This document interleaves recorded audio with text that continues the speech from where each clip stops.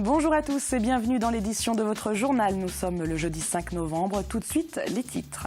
Dans un an et un jour, top départ du Vendée Globe. Les sponsors rêvent déjà de l'événement. C'est le cas de Maître Coq. L'usine de Saint-Fulgent soutient Jérémy Bayou dans la course. Et être sponsor, c'est toute la vie d'une entreprise qui change, vous le verrez. Chaque année, ils posent problème en raison de leur déjection. Les étourneaux ne sont pas les bienvenus en centre-ville de La Roche-sur-Yon. Munis de pistolets, des agents municipaux ont, durant 3 jours, fait fuir ces oiseaux grâce à des tirs de fusées lumineuses et sonores. Reportage dans ce journal. Et puis nous partirons à la découverte de l'écomusée du Davio.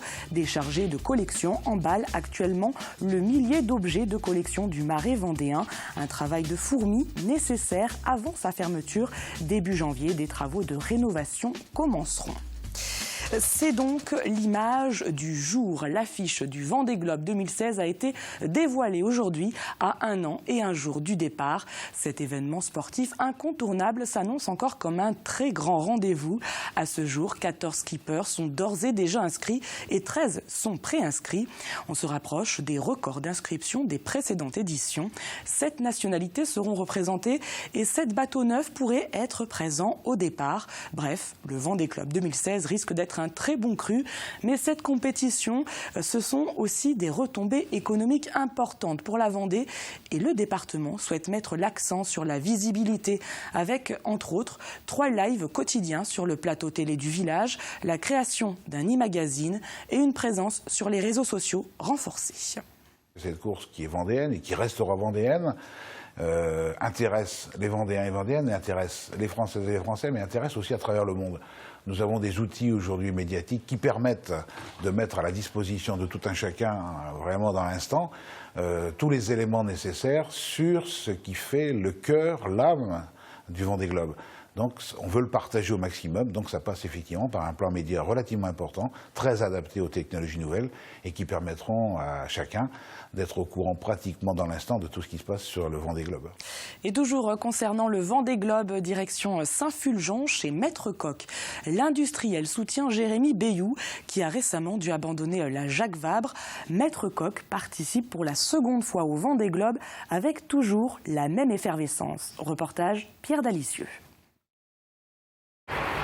L'affiche a été installée cette semaine, comme pour annoncer la couleur.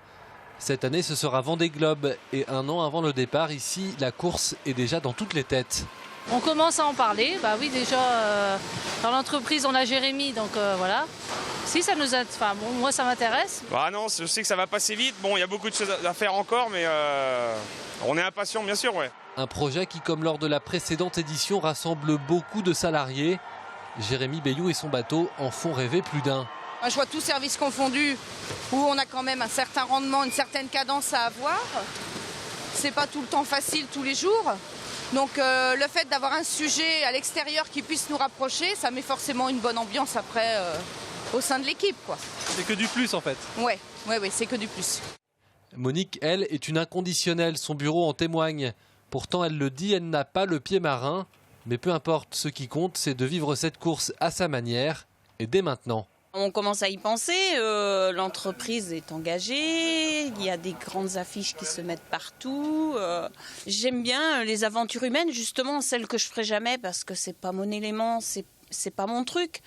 Mais ça me passionne quand même parce que c'est une aventure humaine quand même. S'engager au milieu de nulle part sur le tour du monde, c'est impressionnant. Pour l'entreprise, le but est évidemment commercial. Le Vendée Globe est une excellente vitrine qui a déjà fait ses preuves en 2012.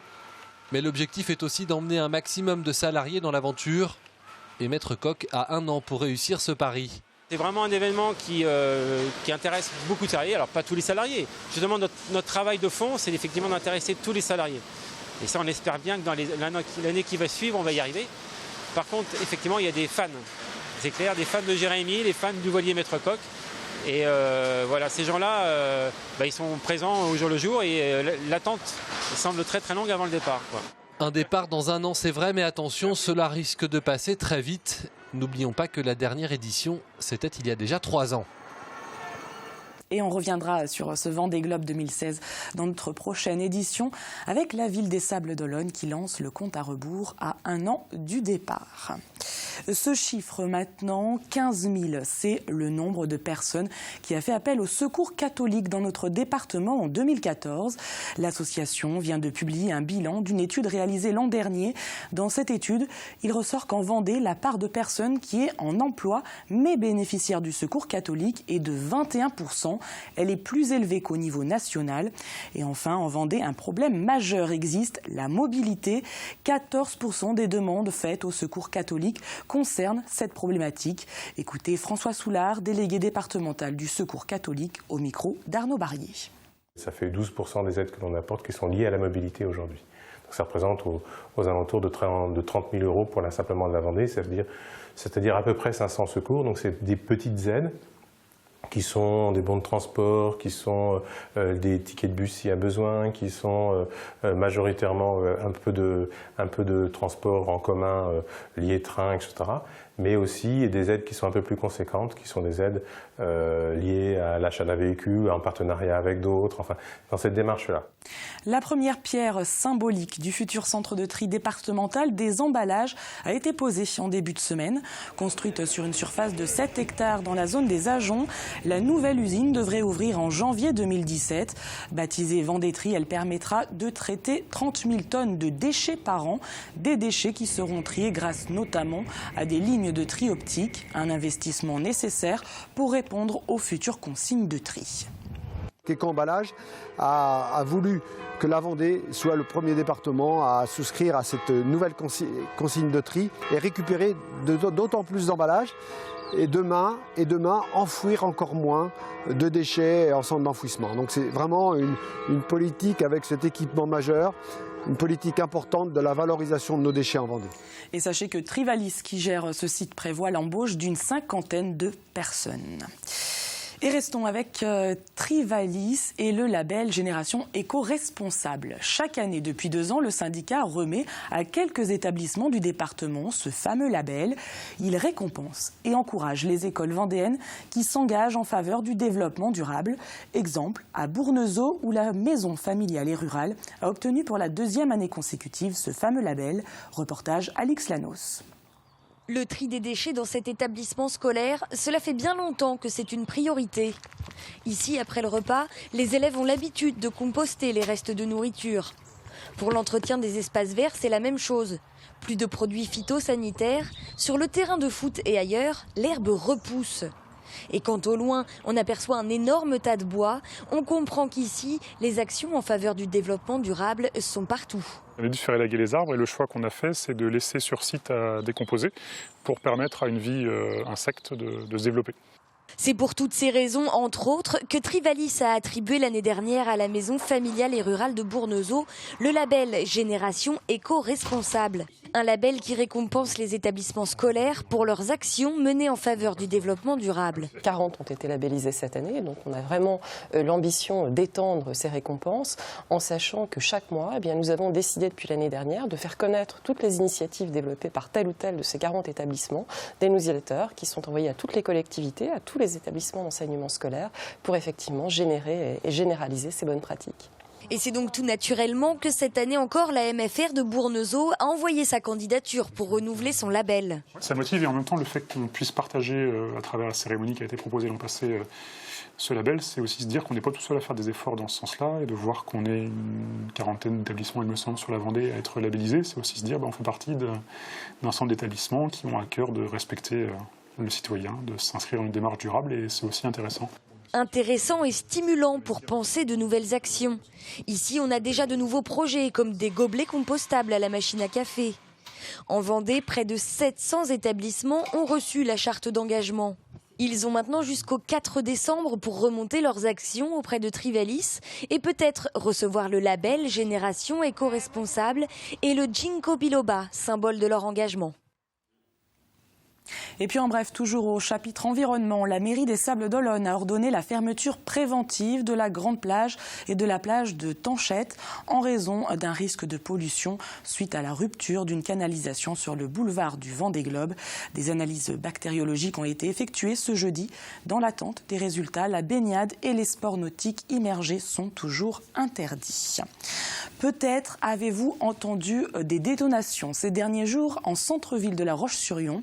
Il s'agit de la 11e campagne d'effarouchement des étourneaux. Ces oiseaux migrateurs venus d'Europe du Nord et de l'Est s'installent chaque automne dans les arbres et cela pose problème. Leur déjection entraîne des dégradations sur les voitures et les bâtiments publics. La mairie a donc mis en place pendant 3 jours des actions visant à les faire fuir. Des agents, à l'aide de pistolets de signalisation, ont procédé à des tirs de fusées lumineuses et sonores. Reportage Grégoire de Châtillon. Sébastien est chargé de l'opération de lutte contre les étourneaux. Pour cette campagne d'effarouchement, il est entouré, comme lui, de membres de la FDG, dont la Fédération départementale des groupements de défense contre les organismes nuisibles. Missionnés par la ville de La Roche, leur mission est de limiter au maximum la présence de ces oiseaux dans la ville. Répartis sur plusieurs secteurs boisés, nous retrouvons Sébastien au jardin François Mitterrand. À côté de lui, cette étrange machine. C'est un tonne fort, hein, donc c'est le même système qu'un bazooka agricole, hein, sauf qu'il est monté sur un 3 pieds, donc qui tourne en fait, hein, tout simplement avec la bouteille de gaz. Voilà alors ce que cela peut donner. Il est 17h15, l'objectif est que les étourneaux ne viennent pas coucher cette nuit en ville, et cela fonctionne plutôt bien. La première année, il y avait 60 000 étourneaux environ à La Roche-sur-Yon. Hein. Donc là, cette année, on était sur un dortoir d'environ 8 000 étourneaux. Hein. Donc voilà, il y a quand même une grosse différence en nombre. Hein. Donc voilà, l'an dernier, on avait 7 000 étourneaux, on est en légère augmentation pour cette année. Alors, pourquoi faire fuir les étourneaux de la ville? La raison est toute simple. La nuit, c'est récurrent. Les voitures en dessous reçoivent toutes ces fientes qui abîment forcément les peintures de voitures. Et les gens glissent sur les fientes. C'est pas très agréable non plus. Un peu plus loin, au square Albert Ier, ce sont plutôt les pistolets à fusée que l'on utilise. Donc là, ils sont en train de chercher pour se poser. Là. Il y a encore une autre bande. Le protocole d'effarouchement est bien précis. Hier soir, on est venu donc les déloger assez tard, à partir de 8 h. Ce matin, on est venu dès 7 h du matin pour les déloger. Ce soir, on empêche qu'ils se posent. Demain matin, on recommence jusqu'à demain soir. 5 interventions en 3 jours seront suffisantes pour que les étourneaux comprennent qu'ils ne sont donc pas les bienvenus pour venir coucher à La Roche-sur-Yon. On ouvre notre page sport avec tout d'abord du football. Ce vendredi en national, les Herbiers reçoivent Épinal pour le compte de la 12e journée de championnat. Les Herbretais sont à la 8e place au classement. Bastia est 17e. Début du match à 20 h au stade Massabielle. Et puis toujours en national, Luçon se déplace à Bastia ce vendredi. Luçon, justement, pourrait fusionner avec le club de La Roche-sur-Yon et du Poiré-sur-Vie. Rien n'est encore acté, mais les discussions sont bien entamées. La volonté affichée, fédérer le football vendéen et ainsi créer un club de poids en Vendée. En sport toujours, le Vendespace accueillera le 21 novembre prochain un grand rassemblement d'arts martiaux japonais. Le Taikai Vendée, c'est une première, une manifestation qui espère réunir 300 personnes autour de ces disciplines ancestrales. Le but, faire découvrir entre autres le judo, taekwondo, jiu-jitsu et pourquoi pas susciter des vocations. Ce vendredi, Adèle Fugère recevra d'ailleurs dans la grande émission David Collet et David Richard à l'origine du projet. Rendez-vous donc ce vendredi à 18 h 30 sur TV Vendée. L'écomusée du Davio fait peau neuve. Ce musée du Marais vendéen à la Barre de Mont est fermé au public pour des travaux de restructuration qui débuteront en janvier 2016. Mais avant cela, il faut déplacer les quelques 1000 objets du site. Une opération minutieuse auquel s'attellent les chargés de collection dont Edith Cagnon. Apolline Laurent l'a rencontrée en plein travail. Avec une extrême précaution, Edith Cagnon détache un à un les objets enfermés dans leur vitrine depuis plusieurs années. Quand l'écomusée du Davio a entrepris de faire peau neuve, elle a enfilé ses gants en toile et elle s'est mise au travail. Plus de 1000 objets à nettoyer, protéger et à ranger soigneusement dans des boîtes bien particulières. Ça va être du plastique en polypropylène ou des éléments qui ont été testés, savoir c'est des éléments qui sont résistants aussi dans le temps, puisque parfois si vous avez du papier qui se délite ou qui jaunit, qui peut jaunir l'objet, pareil pour le plastique, enfin voilà, il y a eu beaucoup d'études sur les matériaux d'emballage pour les objets de collection et on essaye de coller le plus possible à ces études-là pour pouvoir emballer nos objets et les conserver dans les meilleures conditions. Et au cours de son état des lieux, Edith Clénion a constaté que certains objets étaient abîmés. De petits parasites microscopiques, appelés vrillettes pour les objets en bois ou mites pour les vêtements, grignotent petit à petit la matière et laissent des petites poussières noires sur l'objet. Quand l'infestation est avérée, un traitement s'impose. On le traite par anoxie, donc c'est-à-dire que les objets sont enfermés dans une poche où on va enlever l'air de la poche pour pouvoir en fait étouffer les insectes. Donc ça, c'est des professionnels de la conservation qui le font, on ne le fait pas en interne. C'est vraiment une équipe de spécialistes qui vient sur place et qui fait l'anoxie. Ou alors pour les plus petites pièces, on le fait en interne et on procède par congélation. Donc on va placer les objets dans des congélateurs et puis on baisse la température d'un seul coup, ce qui permet de tuer la plupart des nuisibles. Jusqu'en décembre, Edith va entreprendre cette tâche lente et méticuleuse. Les objets seront conservés dans un endroit sûr et l'écomusée va être complètement modifié. De nouveaux espaces d'exposition, de nouveaux contenus pour expliquer autrement le Marais d'hier et d'aujourd'hui. Il n'y a pas que les bâtiments et les intérieurs qui vont être repensés, il y a aussi tout le parcours extérieur, puisque voilà, il faut aussi mettre ce marais en valeur de façon environnementale et naturelle. Donc c'est également des cheminements qui vont être revus, des espaces extérieurs qui vont être recréés, repensés pour avoir vraiment un parcours cohérent et qui présente le marais dans son ensemble. La réouverture de l'écomusée est prévue pour avril 2017 et 18 mois ne seront pas de trop pour les équipes qui ont tout un musée à repenser. Et l'écomusée du Davio recherche des habitants testeurs pour donner leur avis sur ce nouveau site qui verra le jour en 2017.